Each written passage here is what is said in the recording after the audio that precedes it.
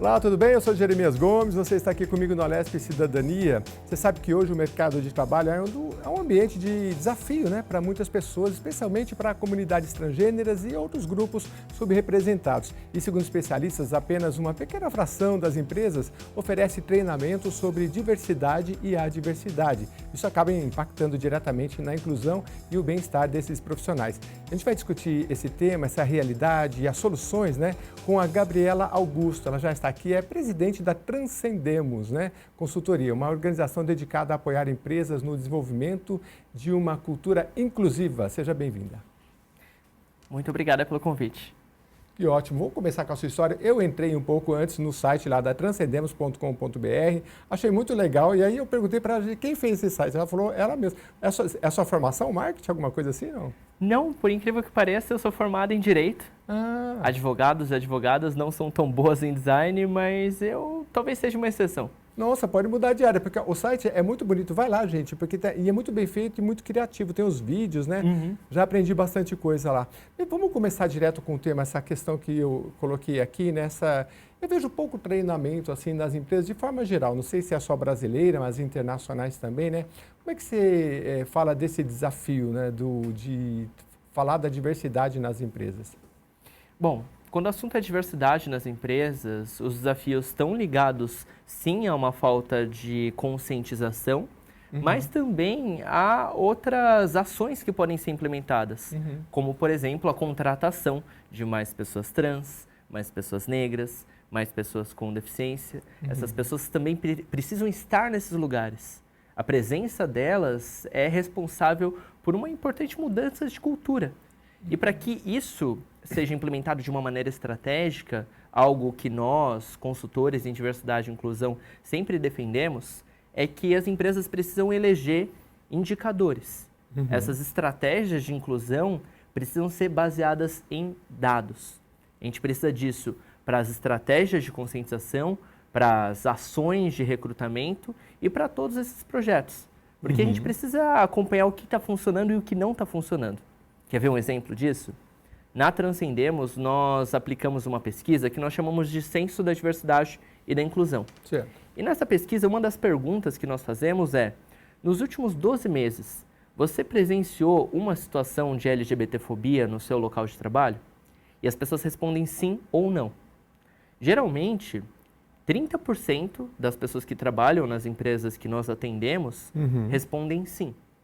E esse já é um excelente indicador, um excelente ponto de partida para a gente acompanhar essas ações de conscientização.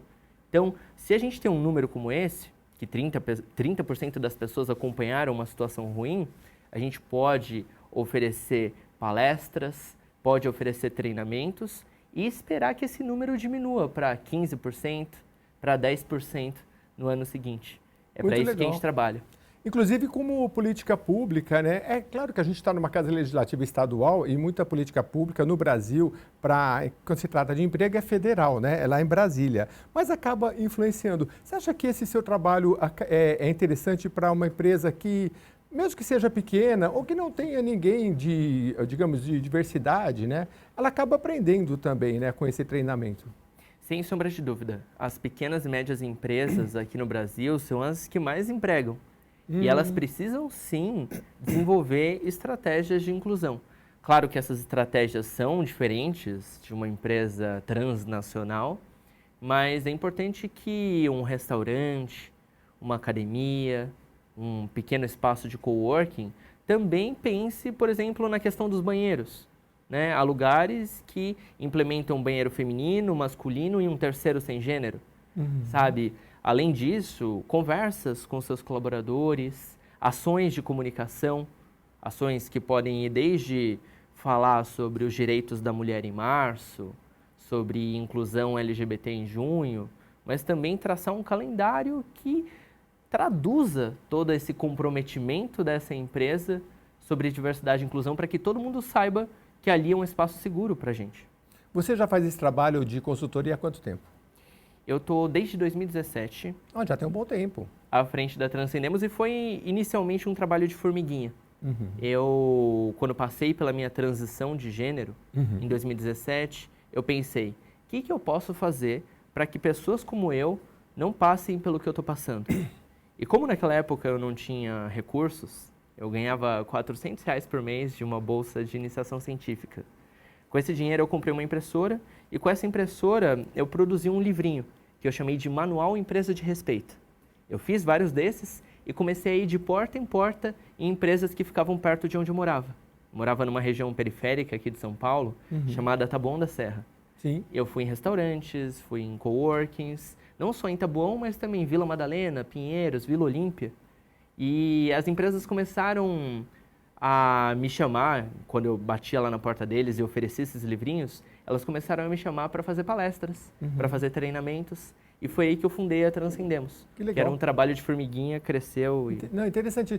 Então, nesse tempo todo, acho que são 7 anos, né? Não sei se eu fiz as contas certas, mas já tem resultado, depoimento e transformação na prática? O que você conta? Sim, sem sombra de dúvida.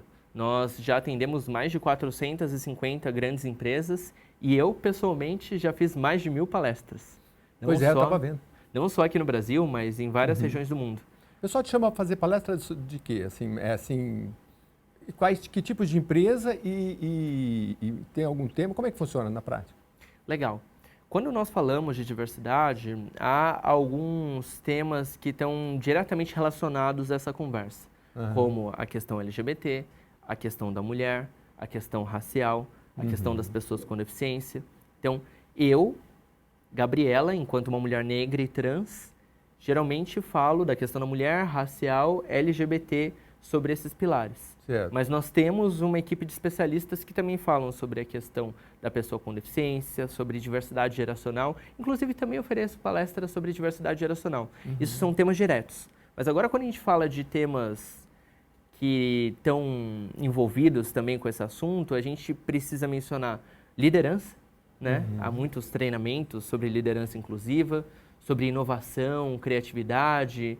A gente costuma dizer que a diversidade e inclusão ela é um motor gerador de vários benefícios para as empresas. Sim. E nessas palestras a gente fala sobre todos esses assuntos, que envolvem inovação, criatividade, até mesmo empreendedorismo.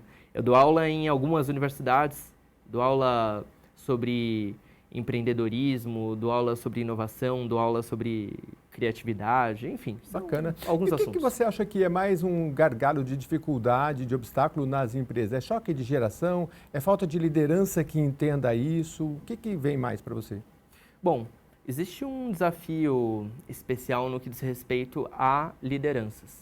Porque se nós não temos lideranças compradas com essa causa, a gente não consegue avançar nas estratégias de inclusão. Nesse sentido, eu costumo separar os níveis de engajamento dessa liderança em 3 importantes grupos. O primeiro deles é formado por aquelas pessoas que não entendem os desafios que existem no mundo, não reconhecem as barreiras às quais pessoas negras, mulheres, pessoas LGBT são expostas. São pessoas que vão dizer que é tudo mimimi esse assunto e que é um mero exagero. Agora, no segundo grupo, nós temos pessoas que reconhecem esses desafios que existem no mundo, que vão falar, poxa, é mais difícil a vida da pessoa negra. Poxa, é perigoso ser LGBT no Brasil. Mas nesse grupo 2, as pessoas ainda não tomam para si a responsabilidade da mudança desse cenário. Certo. As pessoas vão dizer, lá na empresa tem o pessoal lá da diversidade, isso daí é assunto do RH, eu pago meus impostos. Isso é uma ideia, uma visão do grupo 2. Certo. Agora, no grupo 3, nós temos pessoas que não só reconhecem essas barreiras que existem no mundo, mas assumem para si a responsabilidade por essa transformação. São pessoas que arregaçam as mangas e que se dispõem a construir uma cultura de inclusão, uma cultura de respeito na prática. Mas isso vem de uma cultura da empresa que ela já tem mesmo ou não necessariamente? Porque às vezes uma empresa já tem essa diversidade no seu cerne no início e outras não têm. Isso faz diferença, não? Faz diferença. Assim, essa é uma reflexão que eu deixo aqui para os nossos espectadores, para que eles pensem em qual grupo eles estão. É né? interessante essa sua reflexão. E pensem também nos seus colegas, no seu chefe, se seu chefe é 1, é o 2, é o 3. Porque, de maneira geral, nas empresas, é mais fácil mover as pessoas do 2 para o 3. É que já tem um pouco de consciência para mais consciência, é isso? Exatamente. Agora, aquela que está com muito pouca consciência, aí você tem que fazer um trabalho mais aprofundado. Um trabalho mais aprofundado, mas eu também sou bastante otimista com relação a esse perfil. Tem que ser. Mas me fala uma coisa, como é que é na prática? Vamos supor, você chegasse aqui na Leste, ou qualquer empresa que tem, não sei se grande ou pequena, como que é na prática? Você reúne a equipe, você faz uma palestra primeiro com todo mundo, tem um acompanhamento depois para o pessoal te dar um feedback, olha, melhorou, não melhorou, que avançou? Porque pelo que eu vi, você trabalha muito com ciência, com dados também, né? Mas como que é na prática? Eu sempre digo que uma estratégia de inclusão de sucesso, ela é baseada em dados. Legal. Então, nós recomendamos um projeto de pelo menos 6 a 12 meses. E o começo dele é com uma estratégia de letramento. Né? Nós temos uma primeira conscientização para que a gente consiga rodar uma pesquisa. Porque para rodar essa pesquisa, as pessoas precisam saber o porquê, o para quê e o para onde. Letramento é tipo, como se fosse alfabetizar a pessoa nessa área, é mais um pouco disso? Ou letrar, enfim, hoje em dia se fala mais, enfim. É interessante até você fazer essa pergunta, porque há muitos termos que são comuns à nossa área, mas que uma pessoa de fora talvez não saiba. Quando nós falamos em letramento, a gente parte do pressuposto de que nem todo mundo nasceu sabendo sobre esses assuntos. Eu sou trans e tem muitas coisas sobre a comunidade trans que eu aprendo todos os dias. Exatamente. A gente convive a vida inteira com os nossos pais. Lá, depois de 30 anos, ele fala uma coisa. É mesmo, pai, né? A gente não sabe. Tem muito... Casais vivem juntos, quanto mais nesse universo, né?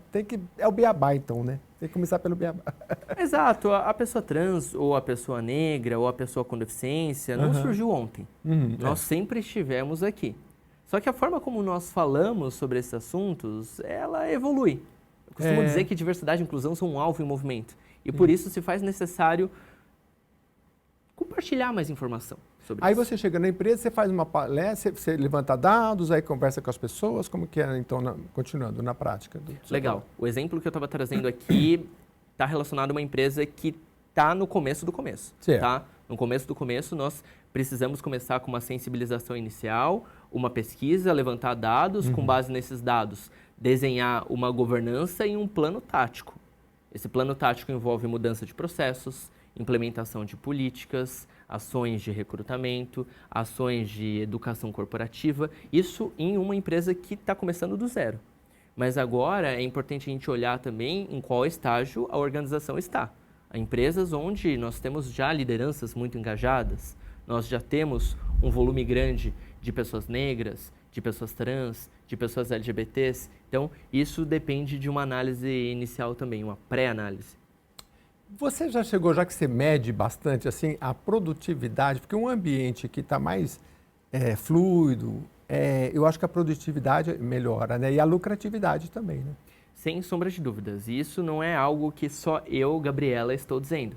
Há uma série de estudos, uma série de relatórios que demonstra a relação entre diversidade e a maior performance financeira das organizações. Esse é um argumento que serve muito para o universo privado, né? Há uma série de relatórios que eu poderia mencionar aqui, da McKinsey & Company, que se chama Diversity Matters. Na tradução seria Diversidade Importa, que demonstra que uma maior diversidade de raça, de gênero e até LGBT aumenta a lucratividade das empresas. Porque, veja, uma empresa onde as pessoas se sentem livres para serem quem são, é um lugar onde essas pessoas vão ir trabalhar com um sorriso no rosto. E se essas pessoas vão trabalhar com um sorriso no rosto, é natural que elas se engajem mais nas suas tarefas. É natural que elas contribuam com melhores ideias. Isso se reflete em mais inovação, mais criatividade e, por consequência, mais lucro.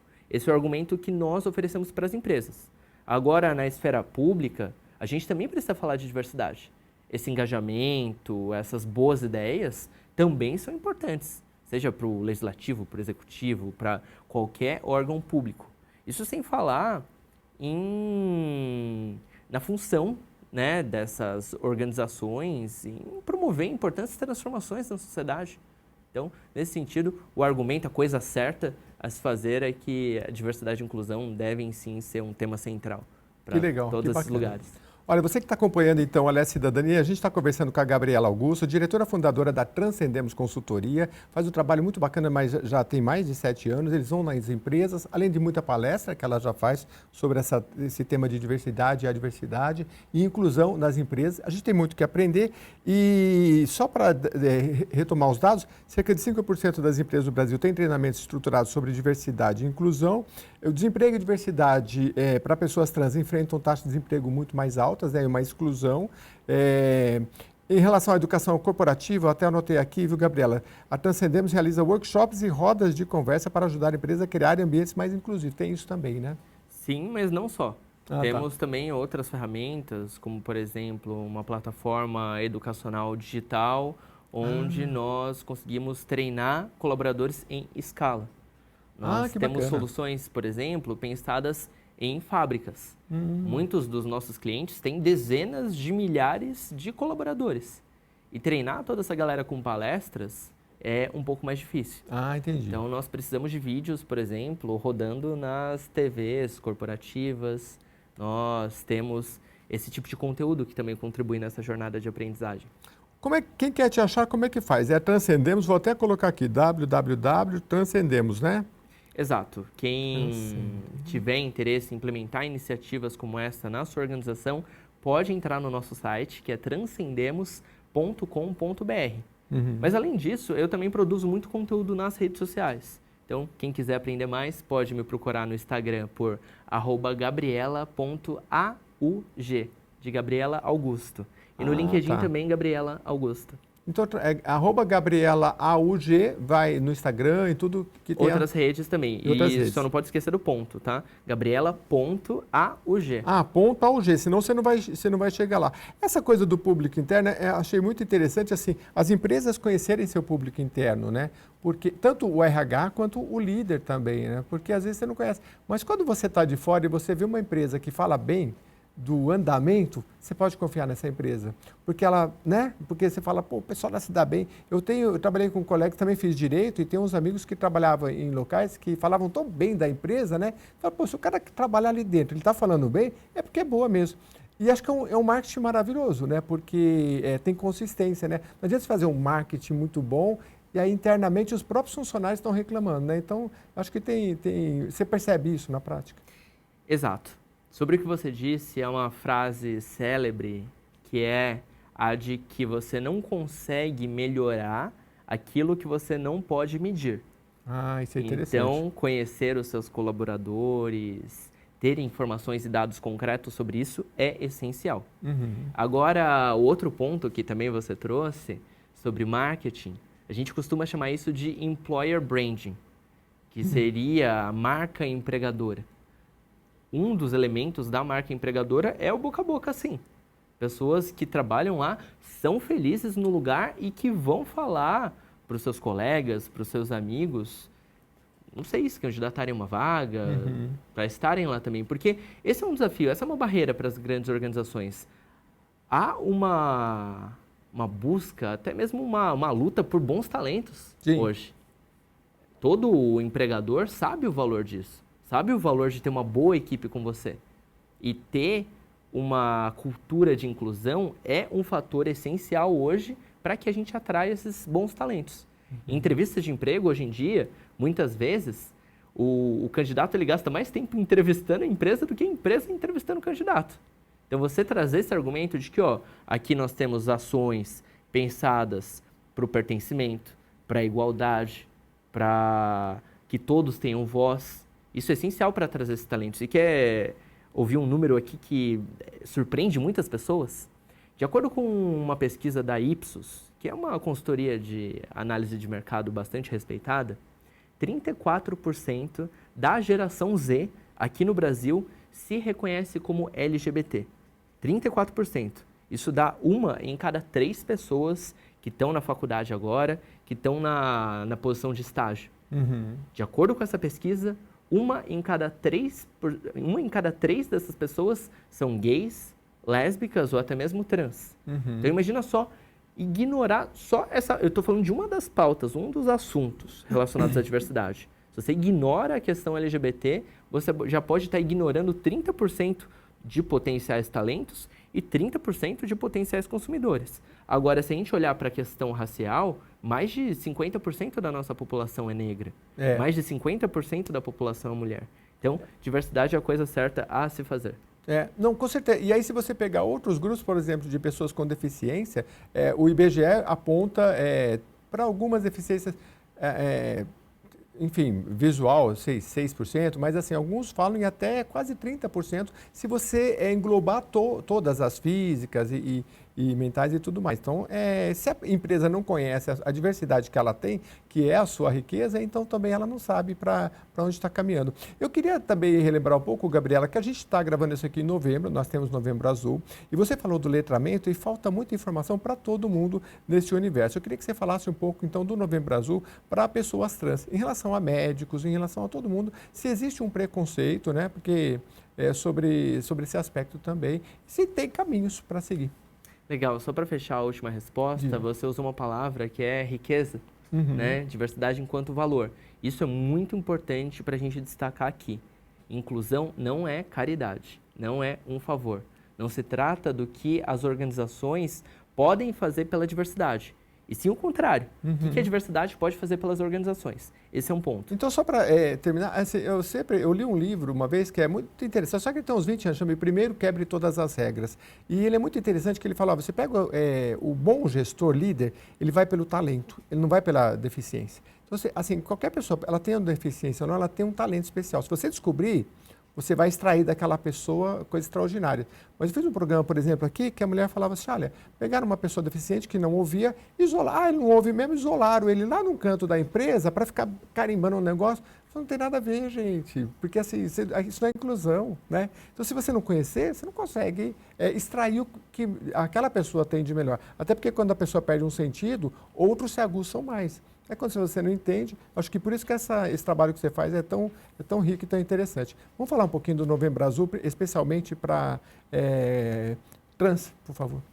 Sim, sem dúvida. Quando nós falamos de Novembro Azul, fica evidente o desafio que nós temos com relação a alguns estereótipos. Geralmente, as empresas, as organizações em geral, simbolizam essa data, esse período, com um bigode. É importante destacar que esse bigode, que é um grande símbolo do masculino, ele deixa de lado outras identidades, outras populações que também deveriam ser objeto dessas campanhas, como, por exemplo, as mulheres trans. As mulheres trans também, em grande maioria, têm próstata. Então, são pessoas que deveriam ser acolhidas e recebidas nesse tipo de iniciativa. Então, só para relembrar, gente, o Novembro Azul, essas campanhas permanentes de combate e prevenção do câncer de próstata na população masculina, e muito bem lembrado aqui, porque também tem toda essa questão da pessoa quando chega no médico, desde a recepção, né, tá outras pessoas ali, se a pessoa tem que ser acolhida pelas outras pessoas, pela classe médica, pelos enfermeiros, e talvez é uma questão de evolução, né, da gente ir entendendo e respeitar essas pessoas. Eu acho que isso é muito relevante. Acho que é uma área voltada para a saúde, mas eu queria que você falasse também da abrangência, então, para as empresas, né? Novembro Azul é muito para a saúde, mas tem que lembrar, durante o ano todo, a população trans, não só no emprego, mas na saúde, em todas as áreas, né? Que tem muito que aprender em todas essas áreas. Educação, né? Que você trabalha bastante. Sem dúvida. Se a gente juntar um pouquinho desses pontos que surgiram na nossa conversa, a gente pode dizer que comunicações como essa, né, uma campanha de Novembro Azul que traz um bigode, ela também traz uma mensagem implícita, que é de que pessoas trans não são bem-vindas ali. Eu, por exemplo, deixei de procurar urologista por medo, por sentir que eu não era uma figura, uma identidade bem-vinda ali. E por esse medo, por esse afastamento gerado por esse medo, eu adoeci. Eu tinha uma condição de saúde e essa condição ela piorou porque eu não procurei urologista a tempo. E da mesma forma que isso aconteceu comigo, Gabriela, da mesma forma que esse é um exemplo pessoal meu, há uma série de estudos que indicam que pessoas LGBTs, elas deixam de procurar por medo o sistema de saúde e por isso têm situações de saúde agravadas. Esse é um ponto muito importante para a gente destacar aqui. Como que na comunicação a gente precisa olhar para todas essas populações que são impactadas e assim trazer inclusão para todas elas. Sim, e com números e dados, como bem destacou a Gabriela aqui, porque senão a gente não consegue qualificar, não consegue entender, né? E acho que isso é uma renovação que ela traz do trabalho dela, muito interessante. Tá gostando do papo? Eu volto daqui a pouquinho, a gente vai para o rápido intervalo e depois a gente volta para falar de mais números, de mais trabalho aí da Transcendemos, que eu gostei muito do nome e vai lá no site também, www.transcendemos.com.br, você vai ver um site muito bacana. Vamos ver se a gente fala depois do intervalo, porque é muito bacana. Tem os vídeos dela lá, tá bem legal, tá bom? Eu volto já.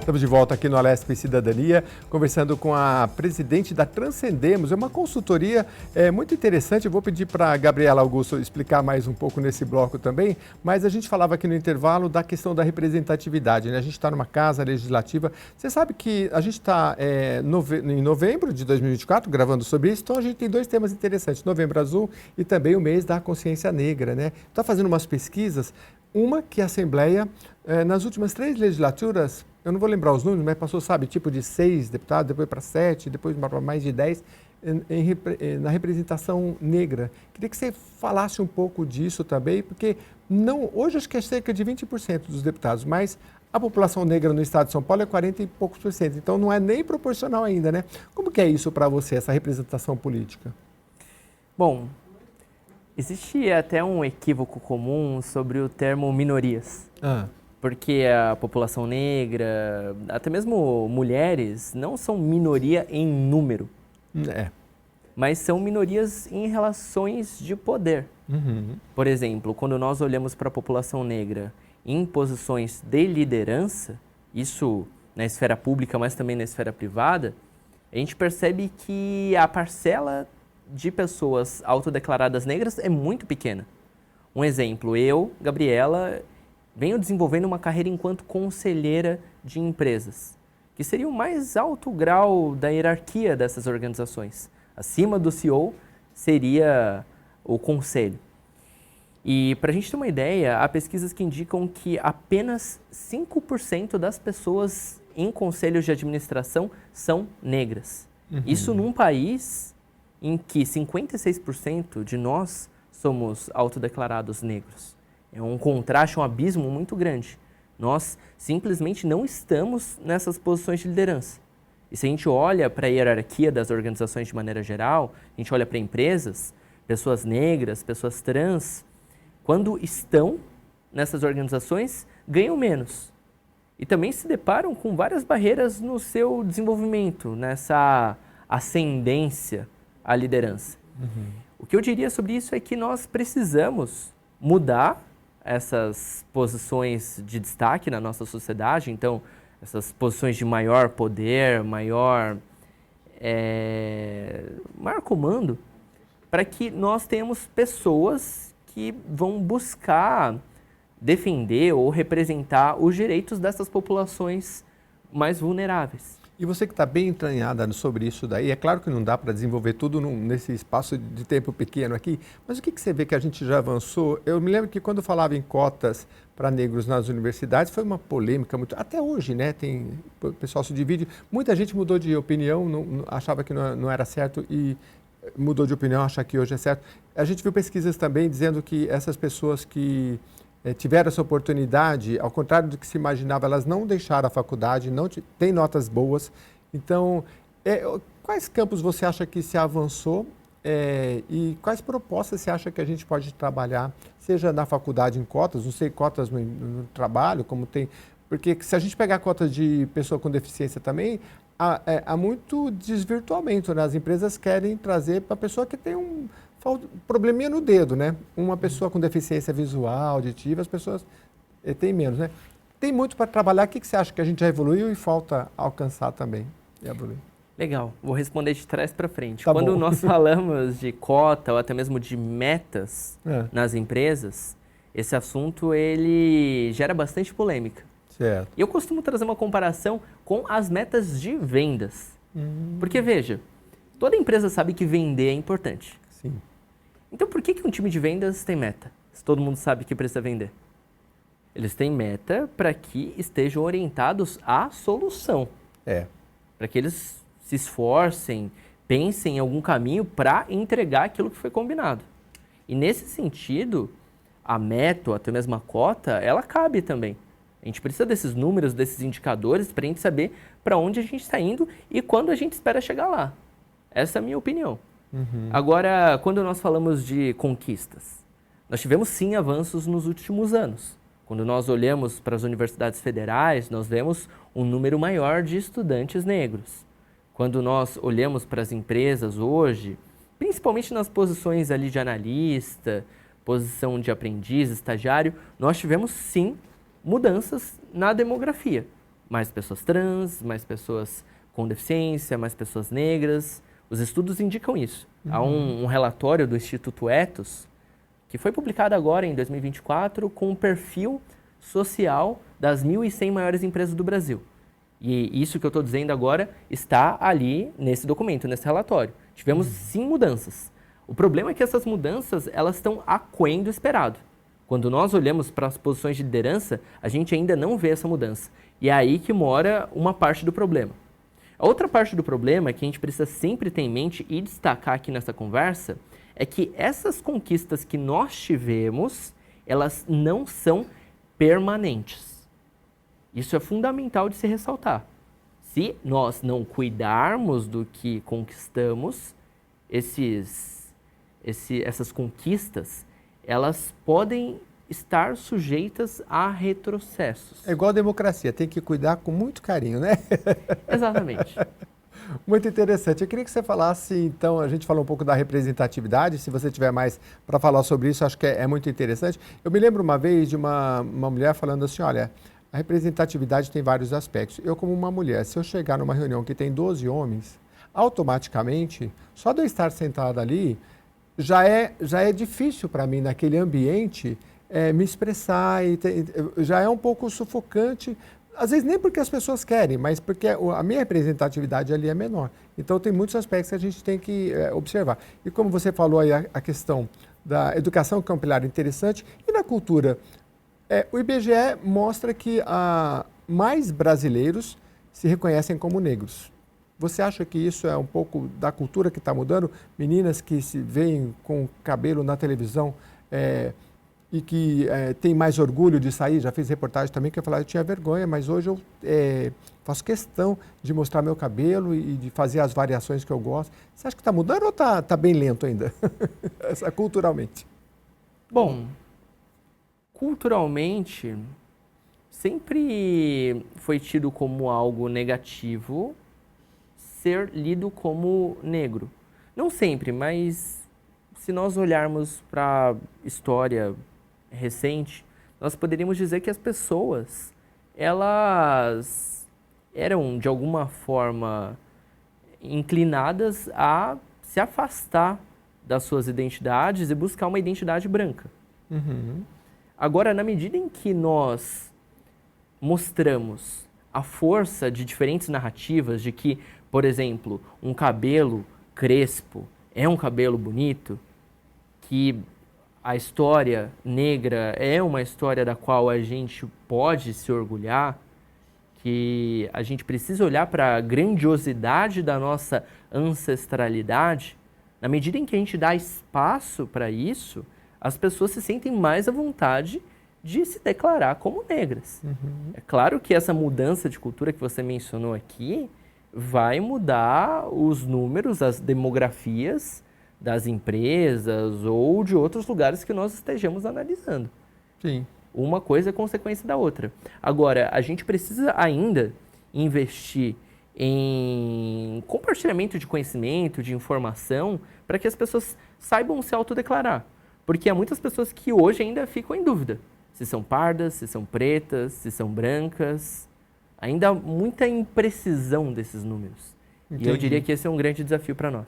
É bem interessante. Até porque a Gabriela trabalha com números, ela já trouxe aqui, né? Ela é da Transcendemos Consultoria, faz uma consultoria nas empresas para falar de diversidade, enfim, dá treinamento, ela dá palestras. E é um trabalho que ela começou lá atrás, ela é formada em Direito, né? Chegou a advogar, não?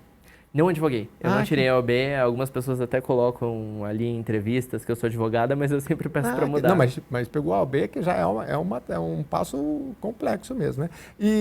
Mas assim, ela navega por outros campos. Eu acho que você podia ir muito bem para a publicidade, que o seu site está muito bem feito. Vai lá no www.transcendemos.com.br. É muito inovador aquele vídeo que você colocou. Você entra no site dela, da Transcendemos, né? Você vai ver os vídeos ali passo a passo, você vai clicar em cima. Eu nunca tinha visto aquilo. E aí você vai num passo a passo, preencher o formulário, fazer as coisas. Então, eu achei muito intuitivo e muito bacana mesmo. Vale a pena dar uma olhada. Acho que tem aqui, ó. E se a diversidade fosse valorizada ao invés de reprimida? Ali, ela no fundo, ali, ó, tá vendo? Achei muito legal. Já começa ali, ó. Quero mandar mensagem. Lê daí que você está mais perto aí. Quero mandar mensagem, quero conhecer serviços, quero saber da história. Ah, que legal. E aí eu fui ali, ó. Quero saber da história. Aí fui conhecendo. Cada vez que você clica, muda o vídeo. Dá para ouvir, diretor? Não sei se dá para ouvir. Ele vai tentar clicar ali, ó. Coloca, né? Serviços, como que a Transcendemos pode ajudar você e a sua empresa. Ou também, você veio aqui só para saber um pouquinho mais da nossa história, como que a Transcendemos chegou até onde chegou. Que legal, tá vendo? Aí você vai clicando e já vai. Eu achei muito, muito bacana mesmo. Pode ir para a área do marketing. Tá bem legal. E eu queria passar para outros temas aqui, em relação aos algoritmos, né? Eu estava vendo uma entrevista, sabe, Gabriela, falando dos grandes poderes hoje para o futuro. Um é o poder bélico, né? Que diz que os americanos ainda são os únicos capazes de colocar um avião em qualquer parte do mundo aí. E o outro é o poder econômico, que está mudando de mão também. Aí já os Estados Unidos já não estão lá na ponta, mas divide com a Europa e China. E o outro são as Big Techs. E aí é o capítulo que eu queria falar, porque assim, os algoritmos estão definindo o que a gente come, o que a gente pensa, né? Há uma preocupação, porque os algoritmos, eles tudo que você coloca, eles automaticamente, assim, se for discurso de ódio, ele vai lá para cima. Uhum. Então a discussão é essa. A gente, às vezes, está lendo uma coisa, não é porque eu e você quer discutir, é porque o algoritmo, baseado no que dá muito engajamento, é discurso de ódio, seja político, religioso, qualquer coisa, joga lá para cima, para todo mundo se engajar. O outro índice é de ganância também, e o outro eu me esqueci. Então, como é que você vê isso? Porque tem empresas que colocam pessoas também para fazer um trabalho ali para evitar tirar conteúdos explícitos de sexo e outras coisas, mas ao mesmo tempo eles deixam passar esse preconceito que vem muito do ser humano. Essa questão da tecnologia e do preconceito, principalmente na inteligência artificial, como é que você vê? Bom, eu costumo traçar um paralelo entre a inteligência artificial e a descoberta da radiação no século passado. Quando se descobriu esse fenômeno radioativo, houve uma grande euforia, inclusive com um tom terapêutico. As pessoas achavam que a radiação servia para curar tudo. Então, se colocava sais de rádio na pasta de dente. Para você ter uma ideia, se colocava urânio nos pratos, nos vidros dos pratos onde nós fazemos as refeições. As pessoas achavam legal, porque brilhava, né? Meu Deus do céu, imagina fazer um jantar, comer alguma coisinha num prato com urânio. Nossa. Demorou-se muito tempo para entender as reais implicações dessa radiação, o mal que isso fazia, a doença que causava. E hoje nós temos um cenário que pode ser comparável. Nós temos a descoberta o desenvolvimento da inteligência artificial, que também causou e causa uma grande euforia. As pessoas hoje colocam a inteligência artificial em tudo. Em tudo. Hoje, para você comprar um bom aspirador, esse bom aspirador precisa ter IA. A máquina de lavar roupa, a TV, o celular, tudo precisa ter IA. E a IA, ela, enquanto intermediadora de todos os nossos comportamentos e relações, né? Porque hoje a gente passa a maior parte do tempo ali numa rede social. E tudo que a gente vê é definido por um algoritmo, é definido pela inteligência artificial. E o impacto disso na nossa sociedade, ele ainda não é bem mensurável. Você trouxe aqui alguns pontos de, poxa, um algoritmo, ele privilegia conteúdo mais extremista, né? Porque dá mais engajamento. Exato, porque essas plataformas buscam mais tempo de tela. Que as pessoas estejam mais horas do seu dia ali mexendo na sua rede social.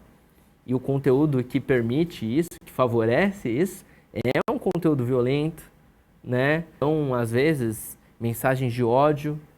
E isso tem um potencial de causar implicações muito negativas na nossa sociedade. Implicações que a gente ainda está conhecendo da mesma forma que a gente demorou bastante tempo para entender o impacto da radiação. E estava vendo também que, assim, quem domina IA no mundo são 5 empresas americanas e 5 chinesas. Nem a Europa não tem domínio sobre isso. E, geralmente, quem está à frente dessas empresas? Bilionários, brancos, homens. Então, você automaticamente, se você não fizer um filtro para que isso seja democratizado de uma forma ampla e sem preconceito, você vai reproduzir muito desse preconceito que já está sendo reproduzido por conta disso, do algoritmo privilegiar. Você vê uma mensagem, se for uma coisa, vamos conversar sobre democracia, direitos humanos, a pessoa passa. Se for uma coisa, esse aqui realmente já compartilha com a amiga porque é uma coisa de ódio. Você vai nas influências mais negativas que o ser humano tem, né? E porque dá engajamento. Mas isso é uma discussão tão antiga. No tempo da TV, eu estou falando no tempo da TV, porque o tempo da TV que eu falo assim, quando não existia internet, quando existia só TV e rádio, se discutia muito isso. TV é para educar? Aí o pessoal falava assim, não, TV não é para educar. Então também o educador dizia, mas também não é para deseducar.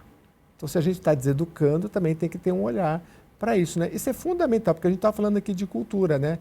E muita coisa se muda pela cultura, do que se mostra nas redes sociais, no dia a dia. Para que adolescentes se reconheçam, uma pessoa negra se reconheça num lugar de liderança e tudo mais, né? Porque começa, eu acho que é isso, né? Não sei se é o seu pensamento, mas essa regulação, você acha que a gente, como Brasil, tem poder para ajudar nessa regulação diante desse poderio? Eu acredito que é fundamental que nós falemos sobre regulação, porque como nós estávamos falando aqui, esse conteúdo, que ele é um conteúdo polarizador, um conteúdo extremista, ele tem um potencial de provocar impactos muito negativos na nossa sociedade. E para isso, para evitar esse efeito, nós precisamos sim conversar sobre limites ao uso, à atuação dessas plataformas. O direcionamento, né? Não é cercear, mas o direcionar, entender o que vem por aí, porque é muito, às vezes é até assustador, né? Porque dizem que a IA, ela tem várias camadas, e a partir de uma camada, nem quem criou e os cientistas não entendem como é que ela pega todos aqueles dados e começa a transformar. Não é só o que o pessoal fala de jogar a próxima palavra mais correta diante do que ela tem. Não é só isso, não. Realmente é bem mais complexo. Bom, eu queria falar um pouquinho também, até porque, só para finalizar essa questão, senão a Gabriela está trabalhando nas empresas, fazendo consultoria, e a gente nas redes sociais vendo conteúdo de ódio e tudo mais, não adianta, né? Tem que ser trabalhar em todos os âmbitos, né? Se você me permite trazer um exemplo, algo que me assustou consideravelmente nos últimos meses. Eu publico conteúdo em várias plataformas e em uma delas eu publiquei um vídeo sobre a Lei Maria da Penha. Certo. Que eu considero uma legislação muito importante no que diz respeito ao combate à violência à mulher. E para minha surpresa, esse vídeo ele teve mais de 2.500 comentários em uma das plataformas. Nossa. E eu, rolando a página de comentários, não encontrei ninguém ali falando bem da Lei Maria da Penha. Encontrei só comentários contra, falando que, na verdade, ela não seria vítima, ela seria vilã. Isso me preocupou, sabe? Como que discursos que muitas vezes não estão tão alinhados com a verdade ganham cada vez mais espaço nessas plataformas. Como que a gente precisa, sim, falar de algum tipo de regulação, de algum tipo de mecanismo que evite com que informações falsas, informações danosas à sociedade consigam esse amplo alcance. Muito interessante. E hoje é bom porque a gente pode acompanhar e saber um pouco do retorno do que as pessoas estão pensando, mas o pano de fundo que a gente está trazendo é isso. Às vezes o que você está pensando já pode ter sido influenciado por um algoritmo, né? Então é isso que a gente tem que estar atento. E quem estuda esse tema diz que não há outro meio senão uma regulação mundial, porque não adianta só o Brasil ou só a China, tem que ser um órgão mundial para dar conta dessa regulação. Mas é importante que o Brasil também se manifeste em todos os níveis, né? Eu queria, a gente caminhando para o final, você falar um pouquinho, retomar um pouco do seu trabalho nas empresas, né? Falar de cases, porque você já tem um bom tempo de trabalho. Eu gosto de ouvir coisas de sucesso, empresas que você passou e fez um treinamento e que hoje o pessoal fala, olha, mudou, tá legal, tá interessante. Porque você não trabalha só no universo LGBTQIA+, né? Não. Trabalha com pessoas de deficiência, é um universo amplo, né? Sim, como eu disse no início do programa, nós já atendemos mais de 450 grandes empresas. Nossa! Não só aqui no Brasil, mas em diferentes países. No Chile, no México, na Argentina. Como fruto desse trabalho, recebi vários reconhecimentos, como Forbes Under 30, foi a primeira pessoa trans a figurar nessa lista aqui no Brasil. Da Forbes, olha que chique. Aquela revista das celebridades, a Billboard, também me colocou numa lista chamada Over 30.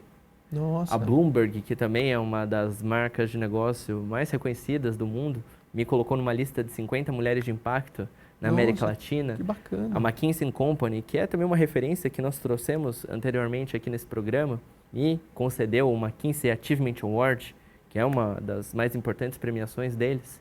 Então, eu só recebi esses reconhecimentos e esses prêmios porque o trabalho que eu e a nossa equipe da Transcendemos fazemos é um trabalho de impacto. É um trabalho que muda as empresas e muda a vida das pessoas. Nós temos, inclusive, uma certificação que nós chamamos de Certificação Empresa de Respeito, que é um reconhecimento oferecido àquelas empresas que atingem um elevado grau de maturidade nas suas ações de inclusão. Nós temos importantes organizações hoje com essa certificação. Empresas que passaram por essa consultoria da Transcendemos e que hoje são um modelo para outras empresas. Só para finalizar aqui essa resposta, eu diria que esse é uma oportunidade muito grande para esses negócios. Assumir essa posição de influência, de vanguarda. Uma empresa que tem ações sólidas de inclusão, ela vira um norte não só para os seus clientes, para os seus colaboradores que vão admirar esse lugar, essa organização, mas também até para os seus concorrentes. Isso é um fator diferenciador. Quando a gente olha para grandes rankings de negócio hoje, a gente pode mencionar que muitos desses fatores que são avaliados para definir quem é uma empresa líder ou não de mercado são fatores ligados à diversidade e inclusão. Então, a gente precisa, de fato, olhar para isso. Que legal. Muito bom. Eu conversei aqui com a Gabriela Augusto, ela é presidente da Transcendemos Consultoria. Vai lá no site, www.transcendemos.com.br. É um dos sites mais legais que eu já vi. E nas redes sociais, Gabriela.aug, no LinkedIn Gabriela Augusto, mas também há as redes da Transcendemos. É só buscar por @Transcendemos_. E aí, Gabriela, não esquece, tem o ponto, tá? Gabriela.aug, que é de Augusto. Gabriela Augusto. Muito legal. Muito obrigado. Se quiser dar mais alguma mensagem, alguma reflexão no final, muito obrigado. Mas, olha, foi ótimo e venha mais vezes, porque é um tema recorrente aqui, viu, na Lesp. E foi muito interessante tudo que você trouxe aqui, esses resultados. Obrigado, viu? Bom, se eu pudesse deixar uma mensagem final, eu diria que diversidade e inclusão são alvos em movimento. A gente está falando de um assunto aqui que está em constante mudança, constante evolução. Da mesma forma que a tecnologia digital ela avança, né? A gente pega um telefone, hoje tem a versão 10, 12, 16.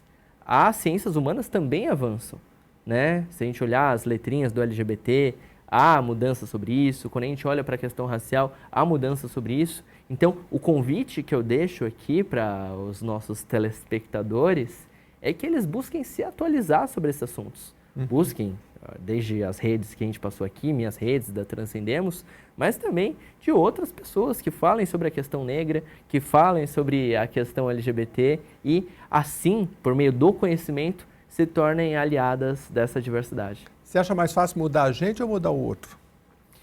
Eu acho que mudando a gente inspira o outro a mudar também. Ah, que bom. Então vamos começar pela gente, né? Sem esperar muito do outro, começar cada um por si mesmo. Muito obrigado, viu, Gabriela? Que ótimo, viu? Venha mais vezes. E a você que nos acompanhou até aqui, reveja esse programa também lá no YouTube, tá bom? Se você está acompanhando pela TV, um abraço e até a próxima edição.